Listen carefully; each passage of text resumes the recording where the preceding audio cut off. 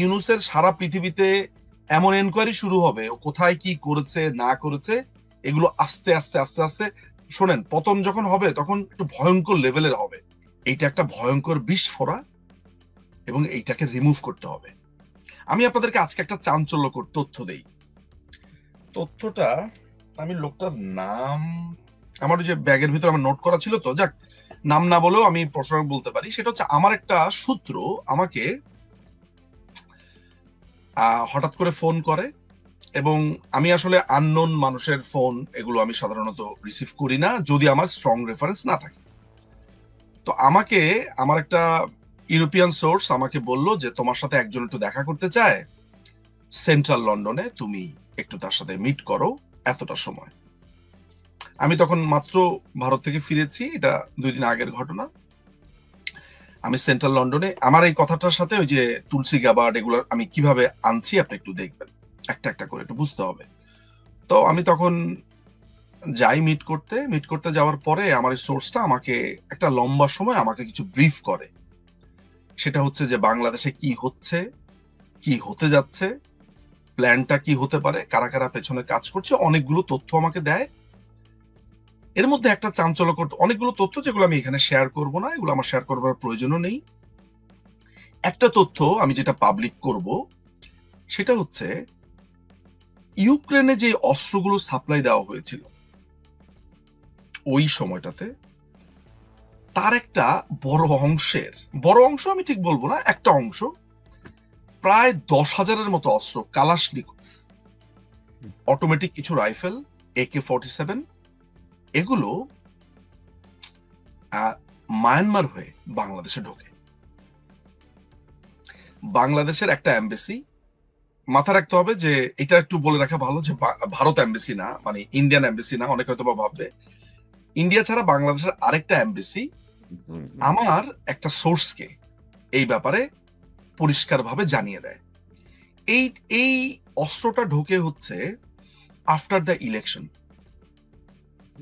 কেমন এই তথ্যটা তারা পায় এবং নিশ্চিতভাবে বলে ইলেকশন মানে 2024-এর যে ইলেকশন, 2024-এর যে ইলেকশন, সেই ইলেকশনের পরে বাংলাদেশে এই অস্ত্রগুলো ঢুকতে থাকে। আপনি কিন্তু একটু খেয়াল রাখবেন, মাথা রাখবেন যে ইউক্রেনে আসা অস্ত্র ব্ল্যাক মার্কেট দিয়ে এসে বাংলাদেশে ইলেকশনের পরে ঢুকেছে। আমি কিন্তু হেজিপেজি টাইপের লোকের কথা এখানে রেফার করছি না। ডিপ্লোম্যাট যার সাথে আমার দেখা হয়েছে, যার সাথে আমার লন্ডনে দেখা হয়েছে, তিনিও একজন ডিপ্লোম্যাট, অত্যন্ত আমি মনে করি সিগনিফিকেন্ট, এবং আমার সাথে দীর্ঘ আলাপ হয়েছে, কথাবার্তা হয়েছে। তো আমাকে তখন বলেছে যে আমরা কিন্তু এটা তখন আমাদের যে সোর্স আছে বাংলাদেশে তাকে আমরা জানিয়েছি। তিনি আমাকে নাম ঠিকানা সহ তিনি আমাকে বলেছেন। এর মধ্যে আরেকটা ব্যাপার, সেটা হচ্ছে বলে রাখা ভালো যে পাকিস্তান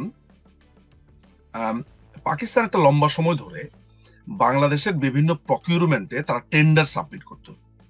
এই যে আপনি পাকিস্তানের লাফালাফিগুলো দেখেন না, পাকিস্তান বাংলাদেশে অস্ত্র বেচার জন্য বেশ কিছু টেন্ডার দাখিল করেছিল, যেটা আমার কাছে আছে এই মুহূর্তে। আমি অনেক কিছু ডকুমেন্টস গুলো পেয়েছি, একটার সাথে আরেকটা রিলেটেড। তো ইউরোপ থেকে অস্ত্র এমন না যে এগুলা কিন্তু গোনা অস্ত্র, একটা অস্ত্র আপনার 10,000 অস্ত্র বাংলাদেশে চলে আসবে আর ইউরোপিয়ান ইউনিয়নের ব্ল্যাক মার্কেট দিয়ে সেটা চলে আসবে আর আমরা জানবো না, বা ইউরোপিয়ান ইউনিয়নের নেতারা জানবে না, তাদের গোয়েন্দারা জানবে না, এমন হতে পারে।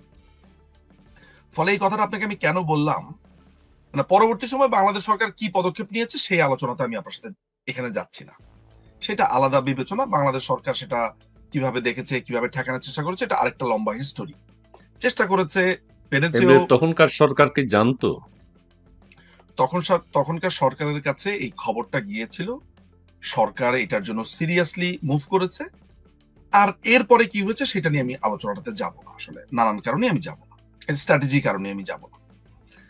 কিন্তু এখানকার একটা বড় অস্ত্র এই 5ই অগাস্টে ব্যবহার করা হয়েছে, এটা জেনে রাখা ভালো। কেমন ওই অস্ত্র চালানটা কিভাবে স্টপ করা হয়েছিল মিয়ানমার থেকে, মিয়ানমারের যে এই যে রাখাইনের যারা আছে তাদের কারা কারা সেখানে জড়িত ছিল, মোটামুটি আমার একটা সিনোপসিস আমার কাছে আছে। আচ্ছা, কিন্তু আমি যে প্রসঙ্গটাতে এই সোর্সের কথাটা আপনাকে আমি বললাম, জেলেনস্কিকে এইভাবে ভরা রাস্তাতে অপমান করবার পর ইউরোপিয়ান ইউনিয়ন কিন্তু পরিষ্কারভাবে ইউক্রেনের সাথে দাঁড়িয়ে গেছে। অর্থাৎ এইটা পরিষ্কার যে আমেরিকান এই নীতির সাথে ইউরোপিয়ান ইউনিয়ন নাই, এবং ইউরোপিয়ান ইউনিয়ন ইউক্রেনের ঘাড়ে ভর দিয়ে একটা যুদ্ধ লাগাতে চায়। এই গোষ্ঠীটাই, এই সেম গোষ্ঠীটাই একটা স্ট্র্যাটেজিক্যাল কারণে ইন্ডিয়ার যে স্ট্যান্ডটা ছিল বা রাশিয়ার যে স্ট্যান্ডটা ছিল বাংলাদেশের ব্যাপারে, এই দুটা স্ট্যান্ড তারা অপোজ করেছিল। এই কারণে অপোজ করেছিল যে বাংলাদেশ সরকার একটা মানে এই ইউক্রেন যুদ্ধ বা এগুলো নিয়ে বাংলাদেশ সরকারের একটা ভূমিকা ছিল। তারা আসলে যুদ্ধ না, যদিও বাংলাদেশ সরকার is not a part of war, ওইখানে সিগনিফিকেন্ট কোনো ভূমিকার জায়গাতে না, কিন্তু ইউরোপিয়ান ইউনিয়ন কোনো না কোনো কারণে গভর্নমেন্ট পরিবর্তনের জন্য মেকানিজম শুরু করে দিয়েছিল। এবং তাদের একটা বড় রকমের শত্রু, মানে যাদেরকে অপছন্দ করে, টার্কি, এই টার্কিকেও তারা এই লিগে নিয়েছিল এই ঘটনাতে। এবং turkey was A part of A plan. এবং এই ইউরোপিয়ান ইউনিয়নের সাথে ভালো সম্পর্কের কারণে সাম্প্রতিক সময় আপনি দুইটা ঘটনা আপনার সামনে আপনি দেখেছেন। একটা হচ্ছে যেটা ইউনুসের পক্ষে গেছে, একটা হচ্ছে ভলকার ট্যুরকে দিয়ে একটা ফরমাইশি রিপোর্ট লেখানো, আরেকটা হচ্ছে অ্যান্টোনিও, নাম কি লাস্ট নেম কি, গুন্টারেস মনে হয় নাকি, অ্যান্টোনিও গুতারেস, এই গুতারেসকে তারা বাংলাদেশে এনেছে। এই ভ্রমণটার লক্ষ্য ছিল যে বাংলাদেশের সিচুয়েশন স্টেবল আছে, জাতিসংঘ বাংলাদেশে এসেছে, ফলে সরকার এক ধরনের বৈধতা পেয়েছে, এই সরকার ইজ ওকে, রোহিঙ্গাদের ব্যাপারে খুবই ভালো পদক্ষেপ নেওয়া হচ্ছে। এইটা একটা আমি যে বারবার বলেছি, লামিয়া মোর্শেদ একটা টানা চেষ্টা করে নানান ধরনের যোগাযোগের মাধ্যমে এইটা আনতে সক্ষম হয়েছে। এবং এই ভ্রমণটা তাকে একটা লিগ্যালিটি দেওয়ার চেষ্টা করা হয়েছে যে সে শক্তিশালী আছে অনেকটা, আমেরিকাকে দেখিয়ে দেওয়ার জন্য। বুঝতে পারছেন? এটা আমেরিকার প্রতি এই যে আমি এগুলো কথাবার্তা বলছি না, অনেকে আমাদের যারা নেতা কর্মীরা আছে বা আমাদের যারা সমর্থকরা আছে, তারা কিন্তু উন্মুখ হয়ে আছে আমি কখন বলবো যে প্রধানমন্ত্রী কবে দেশে ঢুকবে, তিনি কয় তারিখে দেশে ঢুকবে, মানে ওনারা আসলে কথা শুনতে চান। একেবারে আমি যদি বলি যে ভাই ঈদের পরে এত তারিখে ঢুকবে, ওনারা এটা শুনতে চান। কিন্তু আমি তাদেরকে আন্ডারএস্টিমেট করি না, আমি এটাও মনে করি যে যারা আমাদের নেতা কর্মীরা আছে, জয় বাংলা নেতা কর্মী, বাংলাদেশের মুক্ত বুদ্ধির কিন্তু বিভিন্ন ভাগ আছে। একটা হচ্ছে সরাসরি আওয়ামী লীগ রাজনীতি করে, আওয়ামী লীগের কর্মী, এরকম একটা অংশ আছে। আরেকটা অংশ আছে মুক্তিযুদ্ধ মুক্তি বুদ্ধির, তারা যে নট নেসেসারিলি আওয়ামী লীগকে সবসময় মানে সাপোর্ট দিয়েছে এরকম না, কিন্তু তারা মুক্তিযুদ্ধের পক্ষে। আর আরেকটা অংশ আছে যে যারা লাল বাহিনী হয়েছিল এখন আবার ঠিক জায়গাতে ইতিহাসের সঠিক রাস্তাতে চলে এসছে। তো সবাই এটা আমার কাছে চায়, কিন্তু তাদের একটা বোঝার ব্যাপার আছে। আমি একটু হিন্টস দেই, তাহলে অনেকে বুঝবে। ধরা যাক ইসমাইল ভাইকে আমি কানাডা চেম্বার অফ কমার্সের চেয়ারম্যান বানাবো, আমার সেই ক্ষমতা আছে, ঠিক আছে? এখন আমি চাইলে যেটা করতে পারি সেটা হচ্ছে এমন, এই চেম্বার অফ কমার্সের অমুক ওইটা, এই ওরে ইলেকশনে ওরে এতগুলা ভোট, মানে আমি কিন্তু এই পদ্ধতিতে এই কাজটা করতে পারি।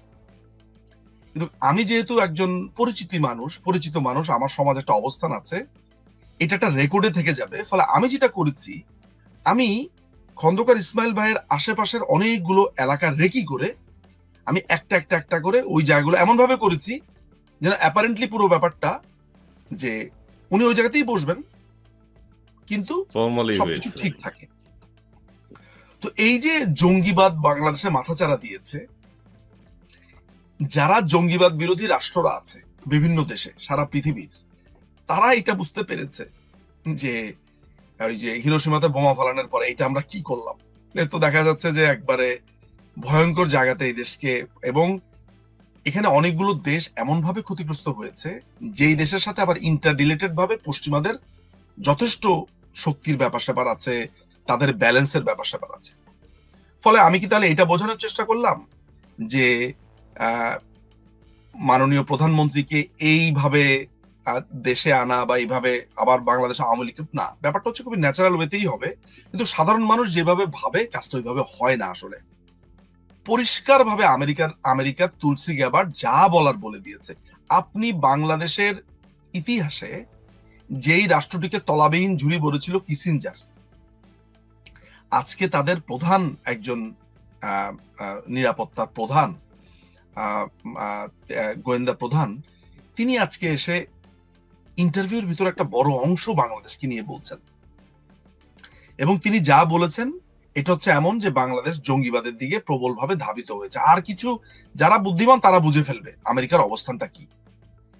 এখনো পর্যন্ত ইউরোপিয়ান ইউনিয়ন অর্থাৎ আমেরিকার ট্রাম্পের সাথে, প্রেসিডেন্ট ট্রাম্পের সাথে ইউরোপিয়ান ইউনিয়নের একটা বড় ধরনের ক্ল্যাশ আপনি দেখতে পাচ্ছেন। অর্থাৎ ইউরোপিয়ান ইউনিয়ন এই ঘাটতারামি আচরণটা করবে, এবং ইউনুসেরও একটা বড় হয়তোবা মানে সে শক্তি এখান থেকে নেওয়ার চেষ্টা করবে।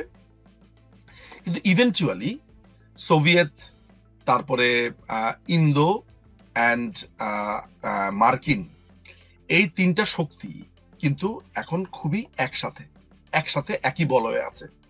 অর্থাৎ তারা নীতিগতভাবে একটা জিনিস নিশ্চিত হয়েছে যে এই যে বাংলাদেশের জঙ্গি সরকারটা আছে এইটা একটা ভয়ঙ্কর বিস্ফোরা, এবং এইটাকে রিমুভ করতে হবে।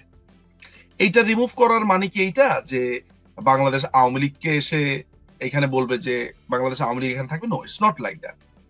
তারা বাংলাদেশে একটা গণতান্ত্রিক প্রক্রিয়াতে যেতে চাচ্ছে। গণতান্ত্রিক প্রক্রিয়া মানে যেই গত 7-8 মাসে যে প্রক্রিয়াটা একটা ফেসিস্ট, একটা সেনাবাহিনী ব্যাকড, একটা ভয়ঙ্কর জঙ্গি দলের উত্থান হয়েছে, যারা ইলেকশন চায় না, যারা সমস্ত কিছু দাবিয়ে রাখতে চায়, এদের ব্যাপারে এই তিনটা পরাশক্তি নিশ্চিত, এবং জাল কিন্তু ক্রমাগতভাবে বোনা হচ্ছে। এই জন্য যখন সবাই অনেক অস্থির হয়ে যায় এবং আমাকে প্রশ্ন করে যে ভাই কোনো ভালো খবর আছে কিনা, কি হবে না হবে, আমি জিনিসটা বোঝার চেষ্টা করি যে স্মুথলি অনেকগুলো কাজ অনেক রাষ্ট্র চিন্তা ভাবনা করছে। বাংলাদেশ এন্ড অফ দ্য ডেতে কাগজে কলমে সার্বভৌম রাষ্ট্রই, তার জনগণ সিদ্ধান্ত নেবে, এবং জনগণ যাতে সিদ্ধান্ত নিতে পারে এবং এইভাবে কয়েকটা গুন্ডা মাস্তান পরিবেষ্টিত হয়ে বাংলাদেশ যাতে না চলতে পারে, অনেকগুলো রাষ্ট্র এটা নিয়ে কাজ করছে। ফলে আমরা প্রশ্নে ফেরত যাই, তুলসী গাবার্ড যা বলেছে এইটার ভেতরে আপনি লিটারালি দেখার থেকেও আপনি ইঙ্গিতগুলো লক্ষ্য করবেন।